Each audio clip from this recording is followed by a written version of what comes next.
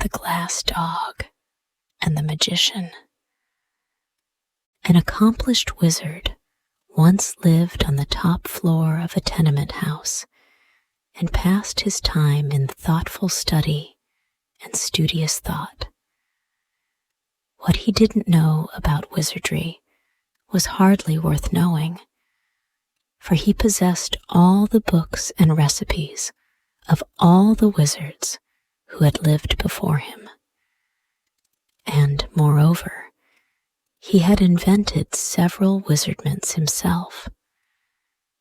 This admirable person would have been completely happy, but for the numerous interruptions to his studies caused by folk who came to consult him about their troubles, in which he was not interested, and by the loud knocks of the iceman, the milkman, the baker's boy, the laundryman, and the peanut woman. He never dealt with any of these people, but they rapped at his door every day to see him about this or that, or to try to sell him their wares.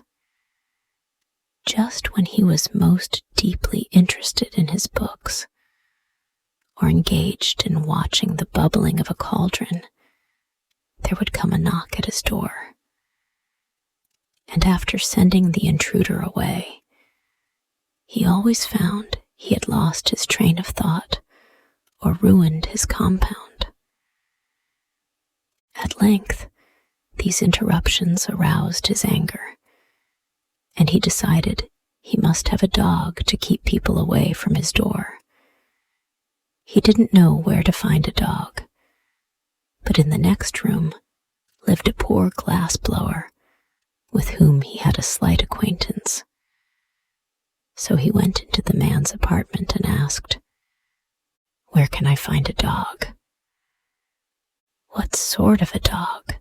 inquired the glass blower. "A good dog. One that will bark at people and drive them away. One that will be no trouble to keep and won't expect to be fed.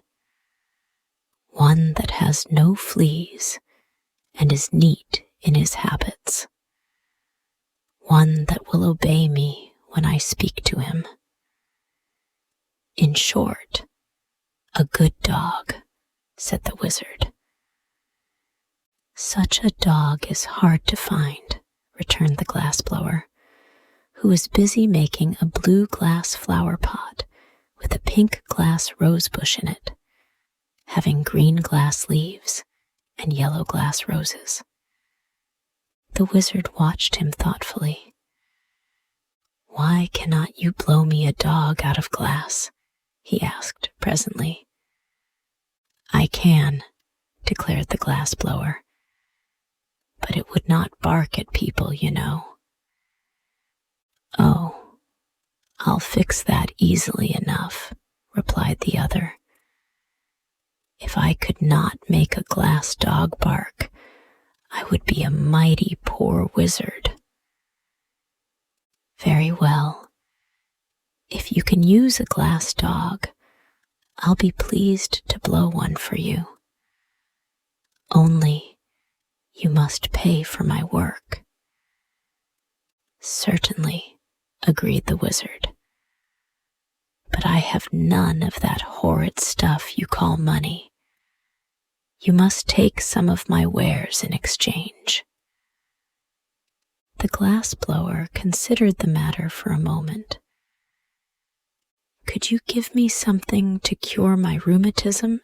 he asked. "Oh, yes, easily." "Then it's a bargain. I'll start the dog at once. What color of glass shall I use?" "Pink is a pretty color," said the wizard, "and it's unusual for a dog, isn't it?" "Very," answered the glass blower, "but it shall be pink." So the wizard went back to his studies, and the glass blower began to make the dog. next morning, he entered the wizard's room with the glass dog under his arm and set it carefully upon the table. It was a beautiful pink in color, with a fine coat of spun glass, and about its neck was twisted a blue glass ribbon. Its eyes were specks of black glass and sparkled intelligently, as do many of the glass eyes worn by men. The wizard expressed himself pleased with the glass blower's skill, and at once handed him a small vial. "This will cure your rheumatism," he said. "But the vial is empty," protested the glass blower. "Oh no, there is one drop of liquid in it," was the wizard's reply. "Will one drop cure my rheumatism?" inquired the glass blower in wonder. "Most certainly. That is a marvelous remedy. The one drop contained in the vial will cure instantly any kind of disease ever known to humanity. Therefore, it is especially good for rheumatism. But guard it well, for it is the only drop of its kind in the world, and I've forgotten the recipe." "Thank you," said the glass blower, and went back to his room. Then the wizard cast a wizzy spell and mumbled several very learned words in the wizardese language over the glass dog, whereupon the little animal first wagged its tail from side to side, then winked his left eye knowingly, and at last began barking in a most frightful manner.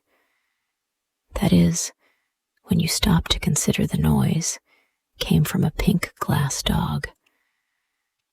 There is something almost astonishing in the magic arts of wizards, unless, of course, you know how to do the things yourself, when you are not expected to be surprised at them.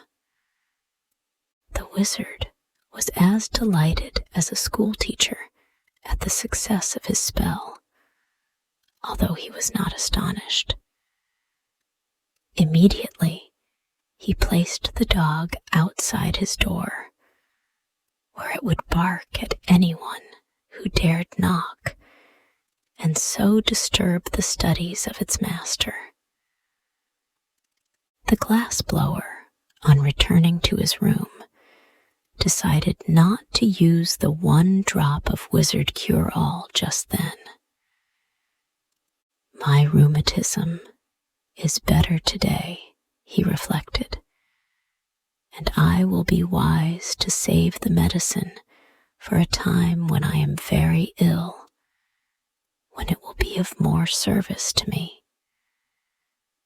So he placed the vial in his cupboard and went to work, blowing more roses out of glass. Presently, he happened to think the medicine might not keep, so he started to ask the wizard about it. But when he reached the door, the glass dog barked so fiercely that he dared not knock, and returned in great haste to his own room. Indeed, the poor man was quite upset at so unfriendly a reception from the dog he had himself so carefully and skillfully made. The next morning, as he read his newspaper, he noticed an article stating that the beautiful Miss Midas, the richest young lady in town, was very ill, and the doctors had given up hope of her recovery. The glass blower, although miserably poor, hard-working and homely of feature, was a man of ideas. He suddenly recollected his precious medicine and determined to use it to better advantage than relieving his own ills. He dressed himself in his best clothes, brushed his hair, and combed his whiskers, washed his hands, and tied his necktie, blackened his shoes, and sponged his vest, and then put the vial of magic cure-all in his pocket. Next, he locked his door, went downstairs, and walked through the streets to the grand mansion where the wealthy Miss Midas resided. The butler opened the door and said, "No soap, no chromos, no vegetables, no hair oil, no books, no baking powder. My young lady is dying, and we're well supplied for the funeral." The glass blower was grieved at being taken for a peddler. "My friend," he began proudly. But the butler interrupted him, saying, "No tombstones either. There's a family graveyard, and the monument's built." "The graveyard won't be needed if you will permit me to speak," said the glass blower. "No doctors, sir. They've given up my young lady, and she's given up the doctors," continued the butler calmly. "I'm no doctor," returned the glass blower. "Nor are the others. But what is your errand?" "I called to cure your young lady by means of a magical compound." "Step in, please, and take a seat in the hall. I'll speak to the housekeeper," said the butler more politely. So he spoke to the housekeeper, and the housekeeper mentioned the matter to the steward, and the steward consulted the chef, and the chef kissed the lady's maid and sent her to see the stranger. Thus are the very wealthy hedged around with ceremony, even when dying. When the lady's maid heard from the glass blower that he had a medicine which would cure her mistress, she said, "I'm glad you came. But," said he, "if I restore your mistress to health, she must marry me." "I'll make inquiries and see if she's willing," answered the maid, and went at once to consult Miss Midas.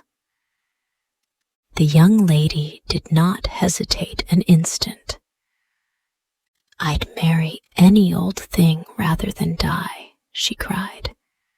"Bring him here at once." So the glass blower came, poured the magic drop into a little water, gave it to the patient, and the next minute Miss Midas was as well as she had ever been in her life. "Dear me," she exclaimed, "I've an engagement at the Fritters' reception tonight.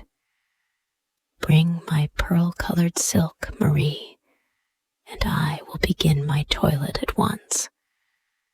And don't forget to cancel the order for the funeral flowers and your morning gown." "But, Miss Midas," remonstrated the glass blower, who stood by, "you promised to marry me if I cured you." "I know," said the young lady, "but we must have time to make proper announcement in the society papers and have the wedding cards engraved. Call tomorrow and we'll talk it over." The glass blower had not impressed her favorably as a husband, and she was glad to find an excuse for getting rid of him for a time. And she did not want to miss the Fritters' reception. Yet the man went home filled with joy, for he thought his stratagem had succeeded, and he was about to marry a rich wife who would keep him in luxury forever afterward. The first thing he did on reaching his room was to smash his glass-blowing tools and throw them out of the window. He then sat down to figure out ways of spending his wife's money. The following day, he called upon Miss Midas, who was reading a novel and eating chocolate creams as happily as if she had never been ill in her life. "Where did you get the magic compound that cured me?" she asked.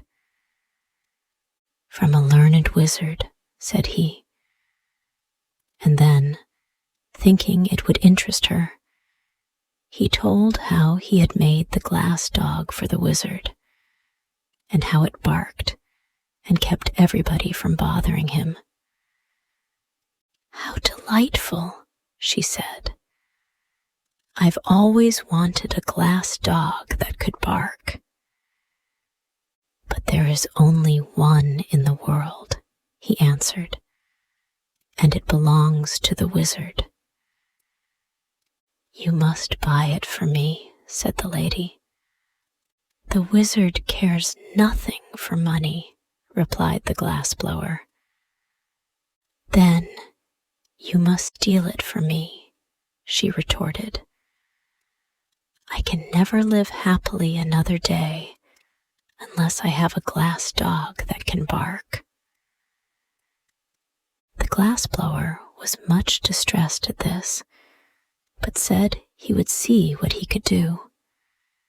For a man should always try to please his wife, and Miss Midas has promised to marry him within a week. On his way home, he purchased a heavy sack, and when he passed the wizard's door, and the pink glass dog ran out to bark at him, he threw the sack over the dog, tied the opening with a piece of twine, and carried him away to his own room. The next day, he sent the sack by a messenger boy to Miss Midas with his compliments, and later in the afternoon he called upon her in person, feeling quite sure he would be received with gratitude for stealing the dog she so greatly desired. But when he came to the door and the butler opened it, what was his amazement to see the glass dog rush out and begin barking at him furiously. "Call off your dog," he shouted in terror. "I can't, sir," answered the butler. "My young lady has ordered the glass dog to bark whenever you call here. You'd better look out, sir," he added, "for if it bites you, you may have glassophobia." This so frightened the poor glass blower that he went away hurriedly. But he stopped at a drugstore and put his last dime in the telephone box so he could talk to Miss Midas without being bitten by the dog. "Give me pelf, 6,742, he called. "Hello, what is it?" said a voice. "I want to speak with Miss Midas," said the glass blower. Presently, a sweet voice said, "This is Miss Midas. What is it?" "Why have you treated me so cruelly and set the glass dog on me?" asked the poor fellow. "Well, to tell the truth," said the lady, "I don't like your looks. Your cheeks are pale and baggy. Your hair is coarse and long. Your eyes are small and red, your hands are big and rough, and you are bow-legged. But I can't help my looks, pleaded the glass blower, and you really promised to marry me. If you were better looking, I'd keep my promise, she returned. But under the circumstances, you are no fit mate for me, and unless you keep away from my mansion, I shall set my glass dog on you. Then she dropped the phone and would have nothing more to say. The miserable glass blower went home with a heart bursting with disappointment and began tying a rope to the bedpost by which to hang himself. Someone knocked at the door, and, upon opening it, he saw the wizard. "I've lost my dog," he announced. "Have you, indeed?" replied the glass blower, tying a knot in the rope. "Yes, someone has stolen him." "That's too bad," declared the glass blower indifferently. "You must make me another," said the wizard. "But I cannot. I've thrown away my tools." "Then what shall I do?" asked the wizard. "I do not know, unless you offer a reward for the dog." "But I have no money," said the wizard. "Offer some of your compounds, then," suggested the glass blower, who was making a noose in the rope for his head to go through.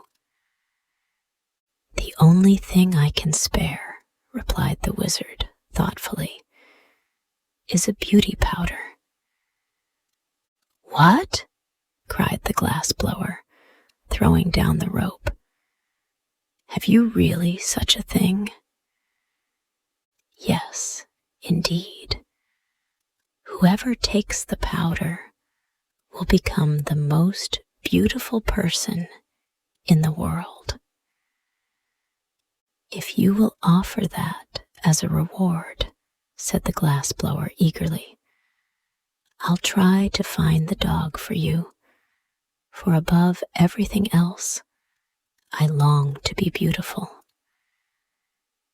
But I warn you, the beauty will only be skin deep," said the wizard. "That's all right," replied the happy glass blower. "When I lose my skin, I shan't care to remain beautiful." "Then tell me where to find my dog, and you shall have the powder," promised the wizard. So the glass blower went out and pretended to search, and by he returned and said, "I've discovered the dog. You will find him in the mansion of Miss Midas." The wizard went at once to see if this were true, and sure enough, the glass dog ran out and began barking at him. Then the wizard spread out his hands and chanted a magic spell which sent the dog fast asleep, when he picked him up and carried him to his own room on the top floor of the tenement house. Afterward, he carried the beauty powder to the glass blower as a reward, and the fellow immediately swallowed it and became the most beautiful man in the world.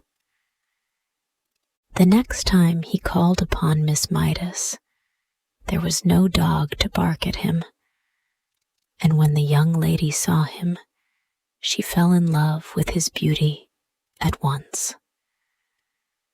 "If only you were a count or a prince," she sighed, "I'd willingly marry you." "But I am a prince," he answered, the prince of dog blowers. "Ah," said she, "then if you are willing to accept an allowance of $4 a week, I'll order the wedding cards engraved." The man hesitated, but when he thought of the rope hanging from his bedpost, he consented to the terms. So they were married, and the bride was very jealous of her husband's beauty and led him a dog's life. So he managed to get into debt and made her miserable in turn.